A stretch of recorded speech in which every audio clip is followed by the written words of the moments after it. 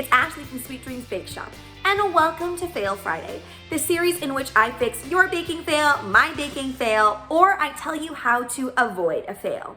And if you're like me, when I first started creating sweet treats, I would have a lot of product waste. Now, a lot of this was due to the fact that I didn't really know how long products could actually last. So if I were done using them and I had a lot of excess product, I would just throw it away into the garbage, or I wouldn't store it properly and then it would be unusable. So today I'm going to be sharing with you the 3 items that I now never waste. And I'm first going to give you the fix in case you feel like you've wrecked that item, and I'm also going to tell you how to prevent wrecking that item in future. So let's get into it. So the first thing that I want to talk about is fondant, and you can use this trick both for homemade fondant and store-bought fondant. Now, firstly, I want to share why I always purchase my fondant as opposed to making homemade fondant.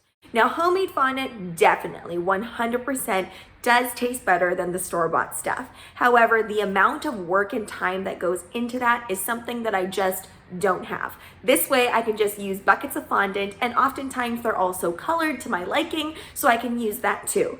Now, if you've ever watched any of my videos, you know that I generally buy 1 large bucket of white fondant, and then I buy a large bucket of black fondant and red fondant, and everything else in between I just dye myself. But if you're making cakes at a really fast rate, I highly suggest that you actually purchase the colored ones, because you don't want to have to spend time dyeing all of your fondant. So first, let's talk about the fix. So we've all been there. You go into your fondant and you notice that it's super dried out. Now, most of us would probably throw it away, but don't throw it away. You can actually fix this. So first, what you want to do is you want to take the fondant and you want to make sure that you put it into a heat-safe bowl. Then you can pop it into the microwave for about 10-second spurts. The only reason that I do this is to make it a little bit more malleable. Now, you can also go into this with just brute force and you can start trying to knead it. Now, chances are it's going to feel a little bit crumbly. So what you want to do is you want to add this stuff. This stuff will save your life when it comes to fondant. And if you're ever working with your fondant and you're noticing it's a bit dry, it's cracking, add this. And if you still notice that it's dry, you just haven't added enough. So you want to make sure that you add that in and you knead it and knead it some more. Now, there are going to be instances where maybe the fondant is so dry that you end up with little crusties. Now, what I usually do in that instance is I roll out the fondant and then I pick out all the little crusties as best as I can. And usually this does the trick, but it also depends on what you're using your fondant for. So if you're using your fondant to cover a cake really smoothly, you're not really gonna want the crusties. But let's say you're using the fondant to create clouds, for example. You're gonna wanna use the crustier fondant that has those little bits and chunks in them to create the base of the cloud. Then you're gonna wanna use the good fondant to actually cover up the cloud completely. So there's always ways to reuse your fondant, even when you feel like it's so far gone. Now, how do we prevent that from happening in the first place? So in order to prevent your fondant from drying out in the first place, whenever you're working with it, you want to make sure that you cover it. You can either cover it with saran wrap, or I always like to just throw it back into the container. It could be really tempting when you are rolling out your fondant and you're cutting off the excess to just leave it sitting out, but this is exactly how you're going to waste a ton of product. So you want to make sure that after you cut it out, you immediately roll it back up into a ball, place it into a container if you're going to use it, or place it back into its original container if you're not planning on using it at all that day. Also, I tend to find that dyed fondant dries out a lot faster. So what you have to do in that instance is once you're done using that fondant, you want to make sure that you tightly wrap it back up with plastic wrap and then place that into another Ziploc bag and then place that Ziploc bag into a container. Now, it probably depends on the type of humidity and all of the weather conditions inside of your house and where you live, but I always find that I need to double wrap it and place it into a container, or else I do get a lot of drying out happening. And of course, if you don't want to spend 10 minutes re-kneading your fondant every time, then you want to make sure that you do this. Now, let's say that you find that your fondant is too malleable. Chances are you won't have this issue, but if for some reason you do run into it, just add some of this. Cornstarch is a must when you're working with fondant. Some people like to use icing sugar, but that adds a lot more sweetness. And I also find that if it gets even the least bit sticky, it really causes an issue. So this right here is really going to help you just kind of keep that sweetness where it is. And it also is just a really, really easy medium to work with. Product number 2 is Royal Icing. And I've talked to you guys a lot about how to save your Royal Icing, so I'm not gonna go too in depth. I'm just gonna go over the basic things that I do. When I was teaching my friend a cookie class the other day, I realized that there's a lot of things that I do that maybe a basic beginner wouldn't know. So I'm going to share it in this one consolidated video. So I'm sorry if this is a little bit of repetition. So whenever I'm making Royal Icing, I always make sure that I make it in my KitchenAid because of course you are going to whip it up. Now it's really, really important that after you're done whipping it up, you take some sort of cover like this and you put it on top of your KitchenAid. The reason that I use this as opposed to anything else is just because it fits perfectly, it fully covers the surface area, and it's easy for me to just pop on and off. You can even see I've been using it for Royal Icing. Now first, let's go to the fix. So what usually ends up happening with Royal Icing is that it separates. Now this can be really, really annoying because if you just go in and you try to ice a cookie with that, what's gonna end up happening is all of the icing is going to slide off of your cookie. So you wanna make sure that you re-whip it. And you wanna re-whip it until it is no longer translucent and it is opaque again. Now if you have multiple colors that were left over that you're trying to re-whip, you wanna always re-whip in the order of the color of the rainbow so that you don't have to keep cleaning out that bowl. Of course, sometimes it goes so far gone that you do have to clean the bowl in between to prevent it from becoming a completely different color. Also, when you're trying to resurrect old Royal Icing, you want to make sure that sometimes you have to add a little bit of icing sugar and a little bit of meringue powder to get it back to where it was. Also, I always make sure to use this one. You can use the paddle attachment as well. I just find it works better because anything that's meringue based does well with the whisk attachment. Now, what is the prevention method from getting your Royal Icing to getting into this state?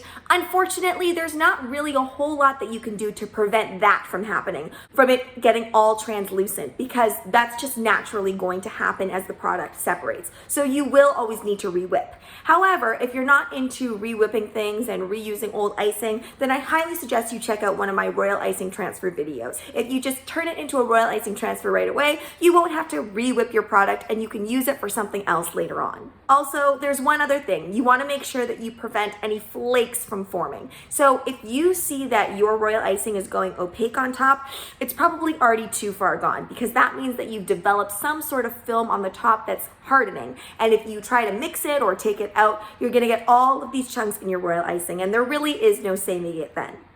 My last little tip for Royal Icing is to make sure that when you're storing your piping bags, you place them into a container. You want to make sure that they're twisted really, really tight because you don't want any air hitting any of that icing or else you're going to end up with chunks in your piping bag. So you put your piping bag into a container like this, make sure it's tightly twisted. Sometimes I even like to use a chip clip, and then I place this on top so that it's really nicely sealed. You don't need to double bag it or anything, just put it into here and it should be good to use anytime you want. Now, if you have leftover Royal Icing that is in your KitchenAid or in any other stand mixer that you're using, I highly, highly suggest that you still move it over to an airtight container like this. Now, I know that so many recipes and things say, put it in an airtight container, and I ignore that a lot of the time. However, with Royal Icing, you really want to make sure that you don't ignore that because what we're trying to do is we're trying to prevent any air from hitting your Royal Icing and creating a film. And I find every time I leave it in my KitchenAid for too long, that film does start to form. The last thing that I used to always waste, and I feel so bad now that I think of all of that wasted, chocolate, because chocolate is so expensive. Now this tip goes for candy melts or chocolate, and it's more of a storage tip and less of a fix, but still, I feel like it belongs on this list.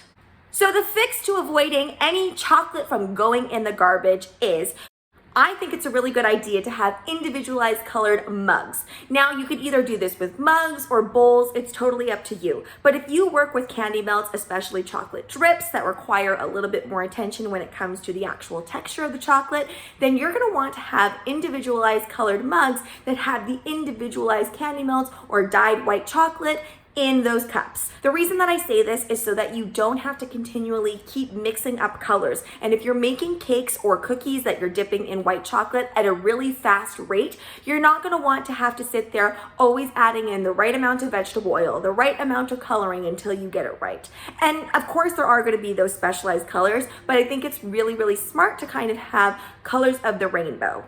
This works really great because once you're done working with the color, all you do is you make sure to remove that spoon and you put the plastic wrap on top, and then it is nicely saved and is ready to go for the next time that you want to use it. And if you want to be ultra safe, you can keep all of that chocolate inside of your fridge. It also shows you really clearly too how much chocolate you need of each. Say you're running low on pink, then you know if you're purchasing candy melts that are colored that you have to go out and get more pink. It'll just be really, really clear, really obvious for you, and obviously you're going to prevent waste from happening because you're not going to throw out any chocolate that you didn't use. Anytime you need to reheat that chocolate, about 20 to 25 seconds works well in a microwave. But of course, that time is going to vary. You never want to go above the 30-second mark for chocolate because you don't want it to scorch. Now let's say that you don't want to do that system and you want to prevent waste though. So here is the prevention method. What you can do is you can take all of that leftover chocolate and you can use a mold. Honestly, a mold like this is a little bit big, but there are tons of molds that actually mimic the size of candy melts or chocolate wafers, whatever you're using with your products. And all you have to do is put it into those molds, put them in the fridge, pop them out, and there you have it, brand new melts that you can just store away however you see fit. I am all about saving money, so I hope those tips on how to prevent any waste from happening and how to save your products so that you don't have to keep buying so much stuff will help you out in your home baking business. Or if you're just a hobby baker, then those are some ways that you can stretch out all of those materials. Thanks so much for watching, guys. Don't forget to like, share, and subscribe so you can be part of the Sweetie fam. Right now, I'm uploading daily, so make sure you hit that notification bell so you know when I upload. Also, be sure to comment, request, or ask a question. I love hearing from you guys. Bye.